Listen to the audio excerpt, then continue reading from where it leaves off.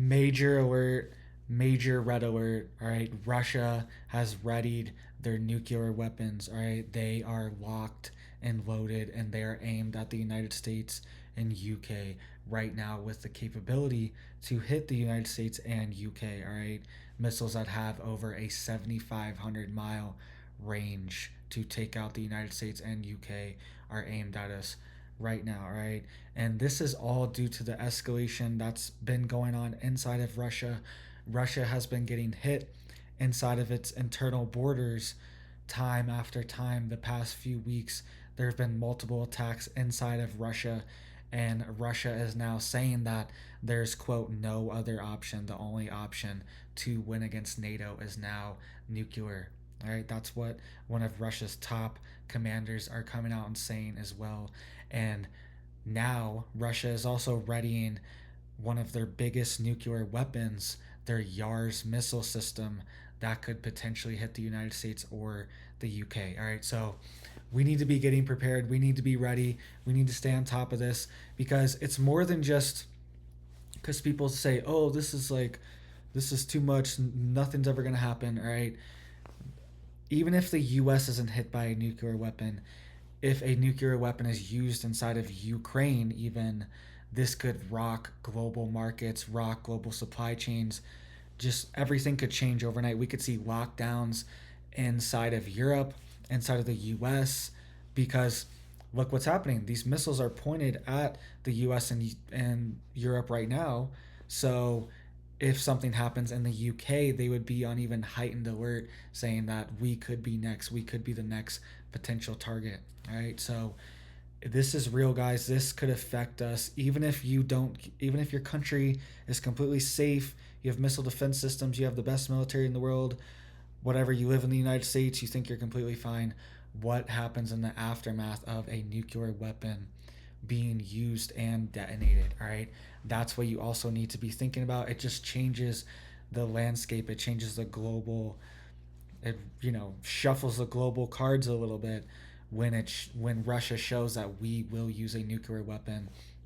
And now a top Russian commander is even saying that this is our only option to defeat NATO, right? Because they're saying that we are essentially fighting NATO right now, right? We're not just fighting Ukraine, we're fighting NATO.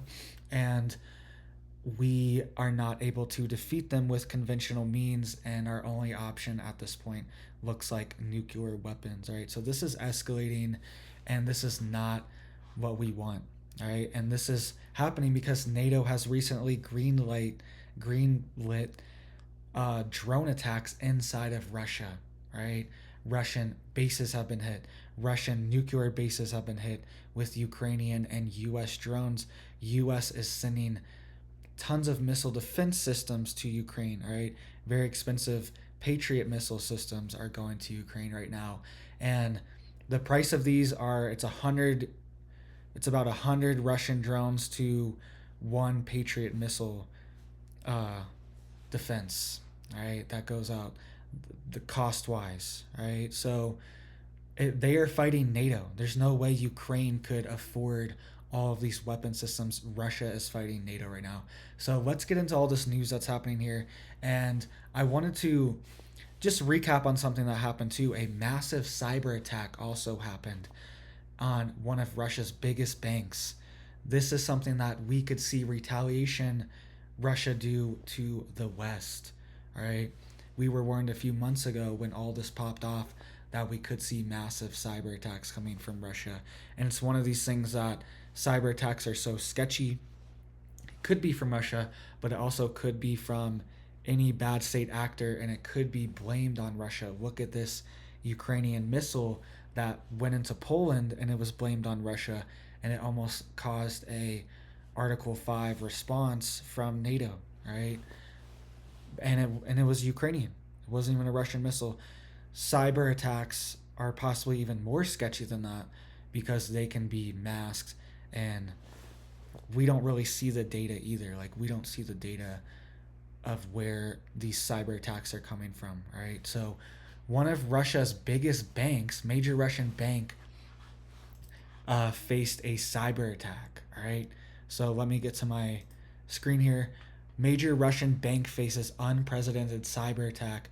Russian airfield hit and suspected drone strike. So this was last week, but I just wanted to remind everyone because I feel like the drone strike got a lot of attention, but the cyber attacks didn't because we could see retaliation from Russia with in the cyber sphere as well, right?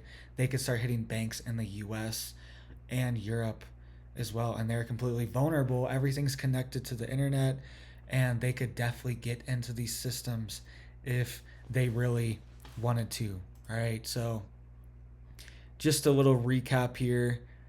It says that Russian state-owned bank VTB, the country's second largest lender, says it was hit by the largest cyber attack it has ever experienced, describing it in the statement as, quote, unprecedented. All right, so this happened just last. So Russia's been under attack. All right, Russia's been getting hit with drones, and one of these drones hit a Russian nuclear base where they store nuclear weapons. All right, and it was very close to hitting some of their bombers. And these drones do not operate at very long distances. This was deep inside of Russia, so these drones had to be launched and operated within, dozens of miles, 100 miles of these bases. It had to be launched with inside of Russia, right? That's my theory here because a lot of these attacks were, how do these drones operate so internally into Russia? It seems like there are bad actors inside of Russia as well, sabotaging things, helping the sabotage. All right, we know that the US, NATO, and the CIA are inside of Ukraine right now. I've made reports on this multiple times. And we know that they also are training people, and we know that they also have spies and internal, people in every organization. All right, so there could be some kind of sabotage going on here. And I just wanted to remind everyone why Russia is doing this, why they want to use nuclear weapons. All right, so let's get into what this commander was saying. Russian commander says NATO bloc in Ukraine can't be beat without nuclear weapons. All right, he's saying they cannot be beat without nuclear weapons. This was just posted last night. He was just saying this, and then today, this was probably all the same time because the news just got here today. But at the same exact time, Russia is also deploying and readying some of their biggest nuclear weapons systems. All right. So Russian commander says, quote, NATO bloc in Ukraine can't be beaten without nuclear weapons. So it says Russia can't, quote, defeat the NATO bloc in Ukraine without using nuclear weapons, a Russian commander in the east of the country said on state television Tuesday. All right. Commander Alexander of the Russian militia in the Donetsk region said on Russian One that Moscow's resources are limited. He also claimed that Russia is now fighting the entire Western world, which is why the next escalation of the Ukraine war, quote, only can be one nuclear. Right? So let's reread that. Which is why the next escalation of the Ukraine war can only be one nuclear. Right? That's scary to hear from a Russian commander because it means that they know that, look, they're fighting Babylon in the West and NATO that has essentially unlimited resources, unlimited money printing, has been the largest military on planet Earth that planet Earth has ever seen, the most heavily funded military, the most modernized, weaponized, all this stuff, definitely the most heavily funded, right? That's the key here. Military that Earth has ever seen in history, right? The US military and NATO, the most funded and heavily armed. That's what Russia is fighting. And it's true. I mean, what is Russia supposed to do? Their options are to retreat and take all their losses, which I guess is an option, but it's not a realistic option for Russia to actually do. It's something that we we can't see them actually doing. All right. Look at how long the was in Afghanistan, decades and decades, and look at the retreat out of there. It was a disaster, and it took decades just to get out, and it was a massive pullout and disaster to get out of there. Right? It's similar situations where countries just get dug in, and it's hard for them to get out. All right, it's hard for them to pull out, and it's also one of these things they're facing NATO in the West. And if it was just Ukraine versus Russia, Russia would most likely win, right?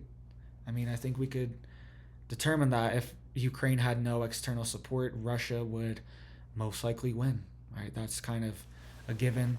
But they're fighting NATO, and they're saying we need to use nuclear weapons to stand up against NATO because this is not a fair fight, all right?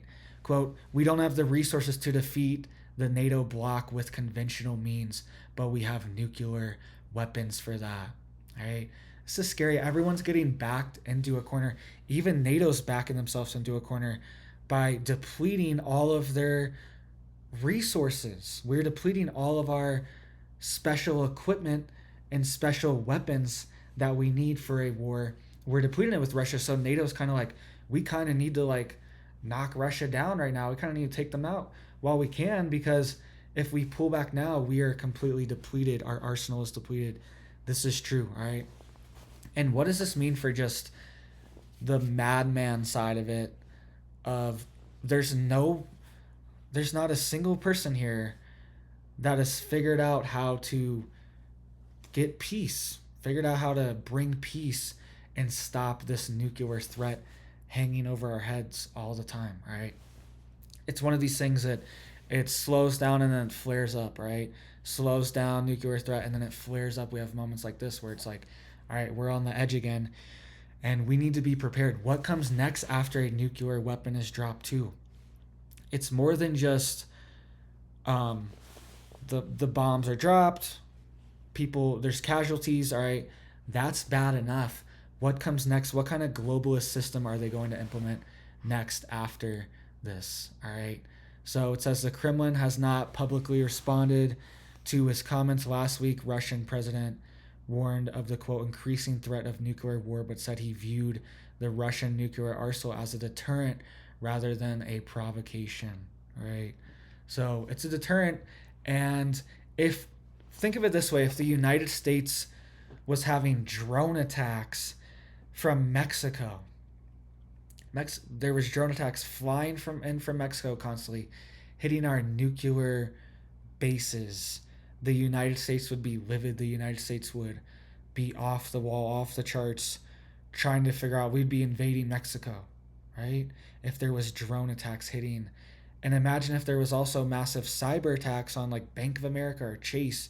JP Morgan Chase had a massive cyber attack from Mexico. And then Mexico was also droning us. You know, U.S. would be invading Mexico, and the U.S. would probably be saying, hey, we might use a nuclear weapon on you as well, all right? And especially in the situations where it's just kind of lopsided. NATO has so many more resources, so many more countries, such a bigger budget. Russia's economy really is not that big, right? It's like one of the bigger, it's like one country in the EU. It's like similar to like France or Germany's economy maybe. But the US's economy is like all the EU combined plus more, right?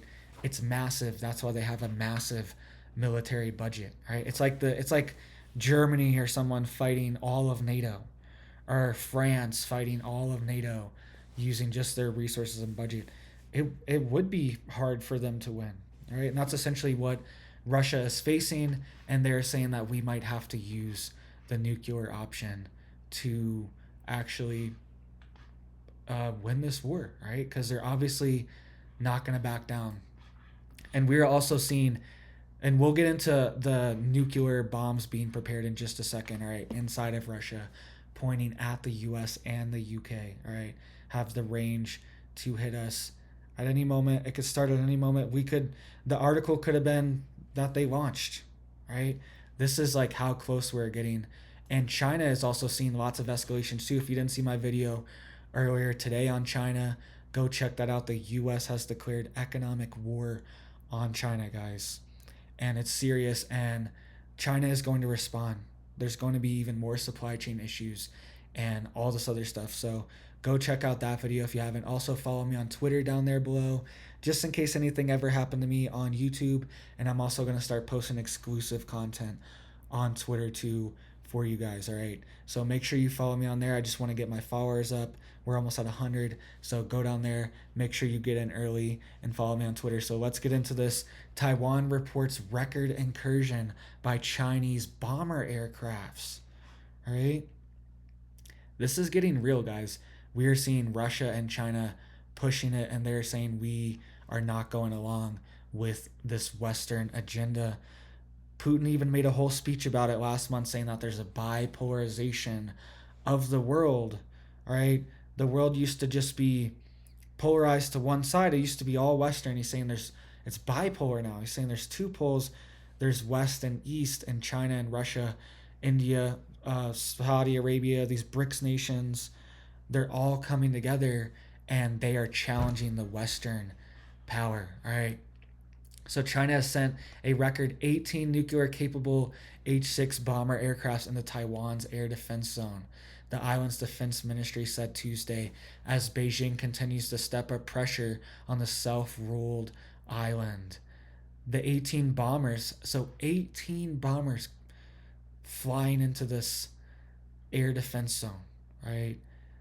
I mean, if that's not gonna send some panic, send a chill up your spine if you're in Taiwan, 18 bombers, Chinese bombers flying right at you, that's gonna raise some red alarms. All right, that's a provocation, if anything is. All right, the 18 bombers were part of a 21 total Chinese warplane sent into Taiwan's Southwest Air Defense Identification Zone, a buffer of airspace commonly referred to as the ADIZ, in a 24-hour span between Monday morning and Tuesday morning, according to Taiwan's defense ministry.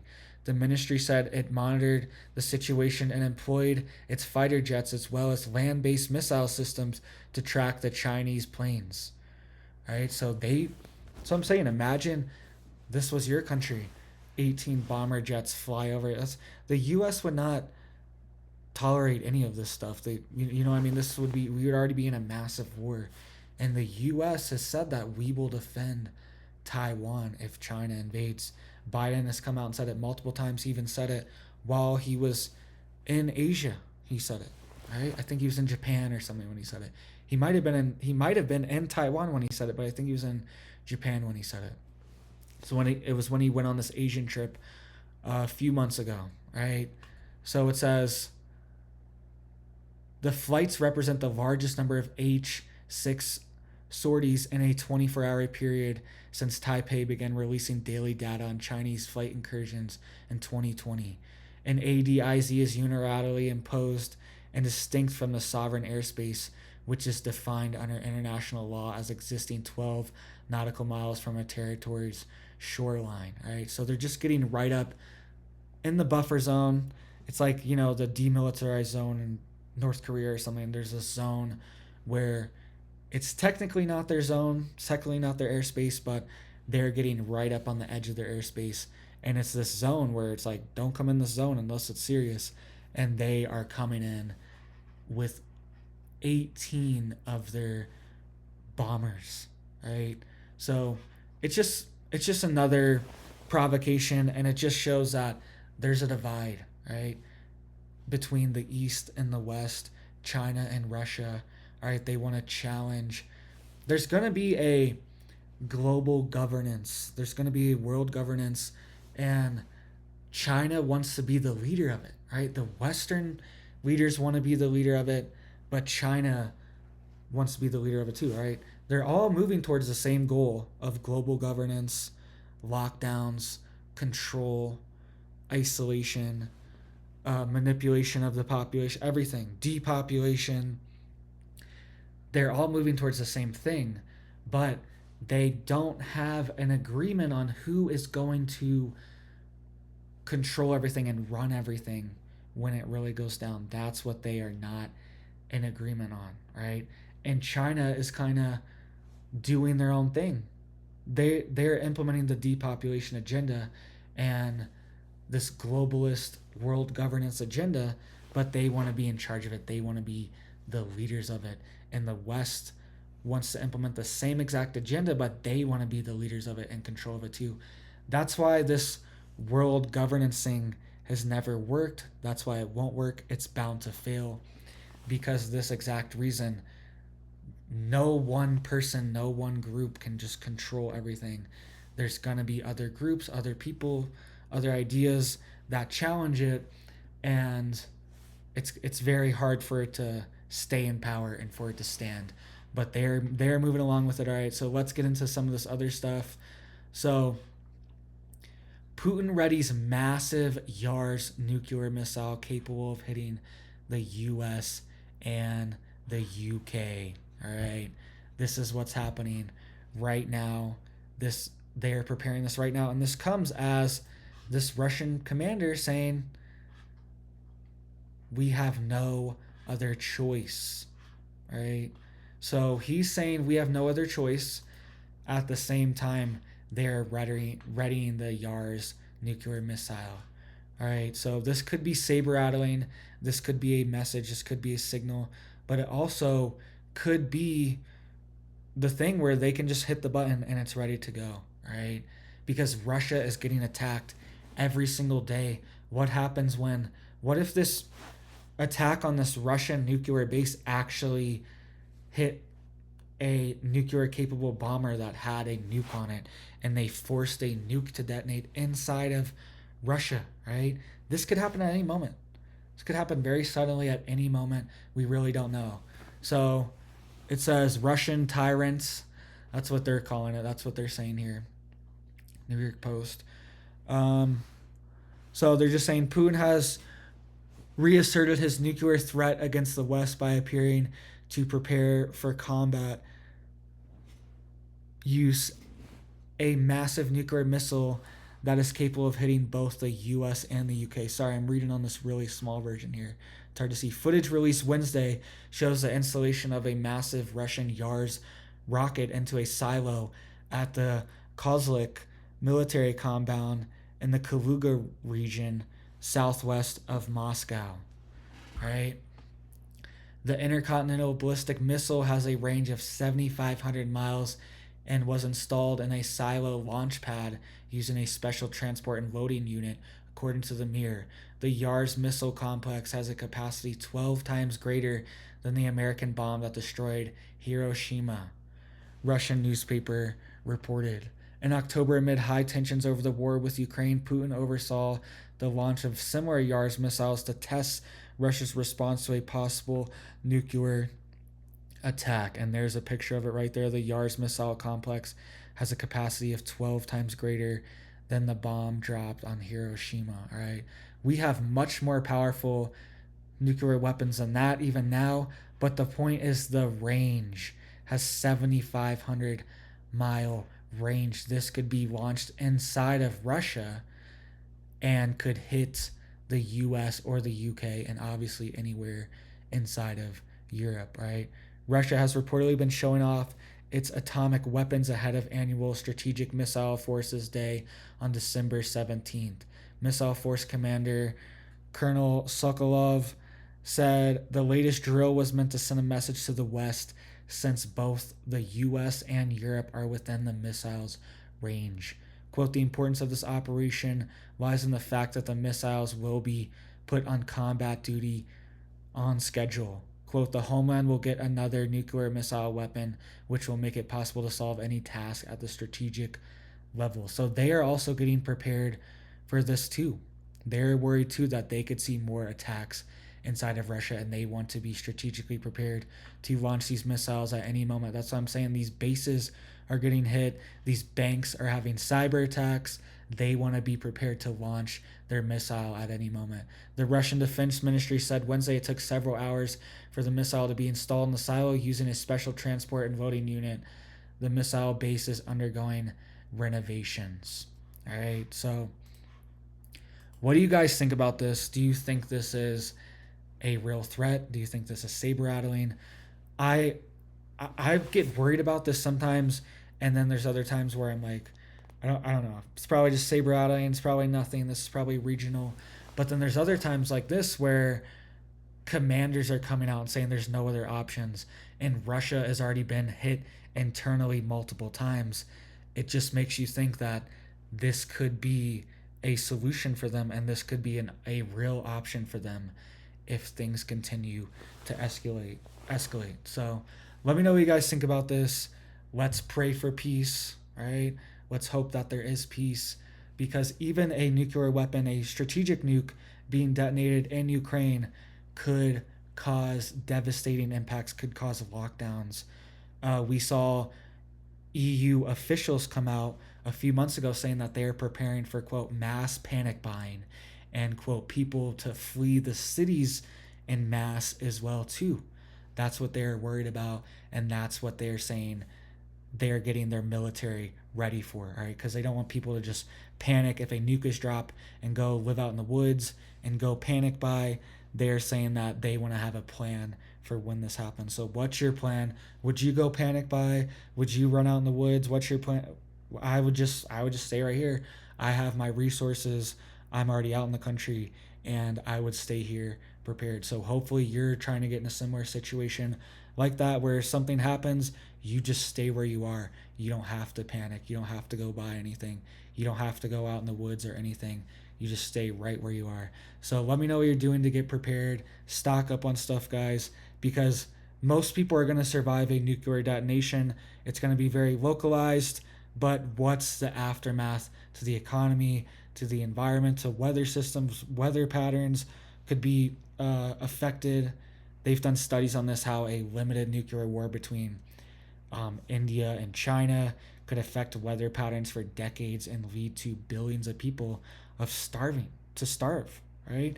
And that's, they were saying a limited nuclear war because it would just disrupt all these natural weather patterns for years and disrupt the farming, right? So it's multi-layered, multi-dimensional, and it's more than just getting hit directly with a nuke and getting blasted off the face of the earth. It's how are you going to survive post-apocalyptically if something like this does happen. So get prepared, guys. Stay prepared. Let's pray for peace, and you guys have a big old blessed day.